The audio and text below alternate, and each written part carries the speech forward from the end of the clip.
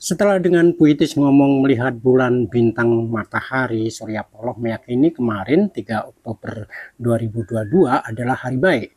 Maka pada hari baik itu dideklarasikan Anies Rashid Baswedan sebagai capres Partai Nasdem untuk Pilpres 2024. Hari buruknya kemarin, hari ini, dan mungkin beberapa hari ke depan, tragedi Kanjuruhan masih akan mengharu biru bangsa Indonesia.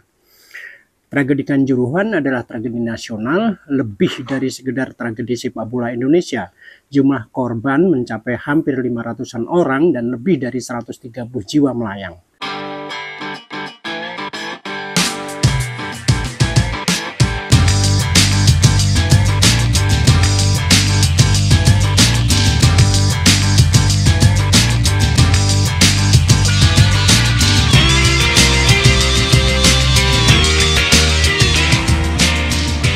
Dalam skala dunia, tragedi Kanjuruhan kedua terburuk dari lapangan sepak bola setelah Peru. Jika ditarik pada sudut permasalahan, bukan sekedar sebagai peristiwa belaka, apa yang terjadi di Stadion Kanjuruhan Malang adalah juga tragedi kemanusiaan.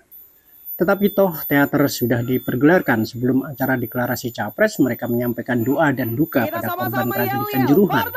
Pesan moralnya, Surya Paloh dan Anies Baswedan bukannya tidak sensitif atas tragedi yang terjadi di Malang. Untuk urusan teater, Surya Paloh tak kalah mentilihirnya dibanding Anies. Bahkan Surya Paloh lebih juara karena bisa berpidato dengan mendayu-dayu, bergelora, Nasdem, bisa panas, bisa adem. Dengan dua tangan yang derentang, Mbak Arendra membaca puisi, Depaplang.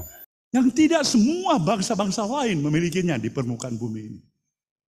Persoalannya bukan soal sensi atau tidak, baik atau buruk, tetapi mengapa harus kemarin 3 Oktober 2022 dan bukannya seperti dicanangkan akan mendeklarasikan pada 10 November ketika Anies Baswedan sudah purna tugas sebagai Gubernur DKI Jakarta yang berakhir pada tanggal 16 Oktober 2022. Hanya kurang 2 minggu, apa yang dikhawatirkan Surya Paloh sehingga harus mempercepatnya? Dunia mau kiamat. Kalau kiamat mau capresnya siapa juga sia-sia. Masih hanya tinggal 2 minggu, bukankah Anies masih sebagai gubernur aktif?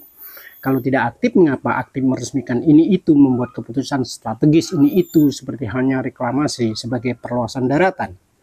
Kecurigaan bisa wajar muncul dari sini, takut keburu dicokok KPK, atau karena alotnya pembicaraan koalisi ketika Partai Demokrat tetap ngotot jika Anies capres, AHY cawapresnya. Tapi sebagai pedagang politik, apalagi konon Yusuf Kala di balik semuanya itu, Surya Paloh masih menunggu dagangan yang lebih mentilihir, menjanjikan berkoalisi dengan PDIP untuk memasang Anies Baswedan bersama Puan Maharani. Negeri membutuhkan kita semuanya, menjauhkan kita daripada seluruh inisiasi pikiran-pikiran yang memang menjudgment, yang hanya memberikan tuduhan-tuduhan, yang memberikan hanya pikiran-pikiran sempit. Sayang seribu sekalian. Setelah Surya Paloh menyampaikan pidato penunjukan capres dan Anies menjawab siap melaksanakan, Gubernur DKI Jakarta aktif itu kemudian meminta izin pada Surya Paloh. Minta izin untuk menyelesaikan pekerjaannya sebagai gubernur. Bagaimana kalau Surya Paloh tidak mengizinkan? Loh, siapa Surya Paloh ini? Presiden. Ia di atas presiden karena ia ketua umum partai politik. Yang konon orang paling dekat dengan Jokowi, mirip klaim Prabowo yang juga mengklaim paling dekat dengan Jokowi. Toh menurut Surya Paloh, ia selalu berkomunikasi dengan Jokowi. Jokowi, kata Surya Paloh, sudah tahu soal pencapresan Anies oleh Nasdem. Komentar Jokowi, masih menurut Surya Paloh, Presiden mengatakan baik, bagus. Benarkah? Menjawab pertanyaan pers mengenai pencapresan Anies, Jokowi yang baru mendapat laporan hasil rapat Menko Polhukam soal tragedi Kanjuruhan menolak berkomentar. Jawab Jokowi pendek saja.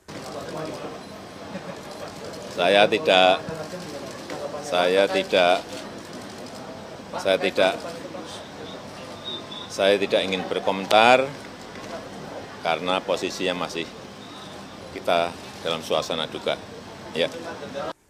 Ini politik, Bung. Dan Surya Paloh menyatakan kemarin, ia politikus yang sudah makan asam garam dunia perpolitikan Indonesia. Ia bukan hanya tahu strategi, melainkan juga trik, bahkan gimmick. Dan mungkin kita baru akan tahu apa sebetulnya yang terjadi di balik semua itu jika sudah terang benderang kita tahu siapa saja di belakang layar dari pencapresan itu.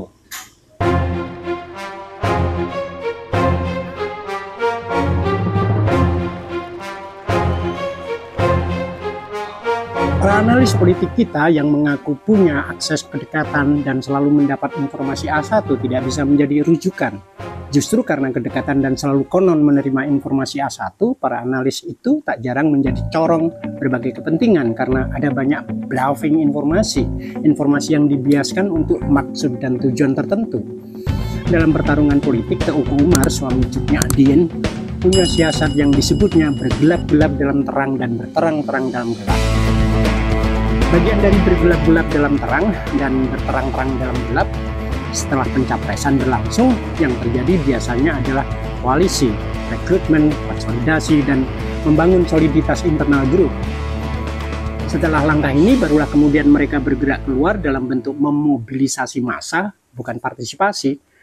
Politik elitis selalu memposisikan rakyat sebagai objek, bukannya subjek pelaku. Apalagi harga suara rakyat masih murah meriah. 1 per liter bensin, sebungkus nasi, dan uang 50.000 yang jika dipotong korlap 20.000 masih dinilai lumayan daripada lumanyun.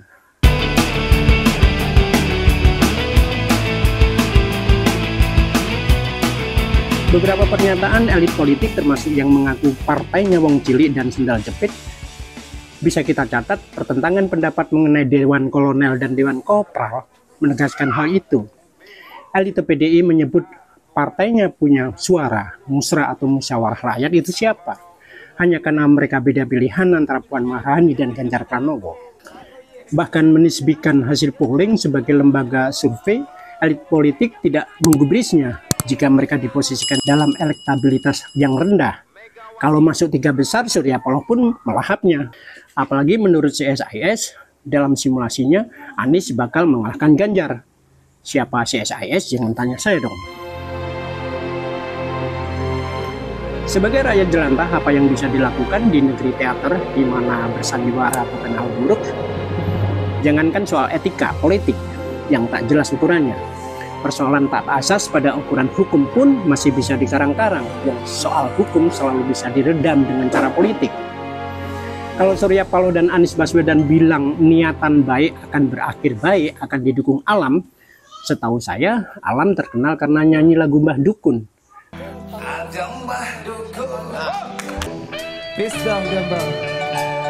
Dan setelah itu, entah kemana alam menyanyi dangdut yang energik bak ulet itu hilang begitu saja.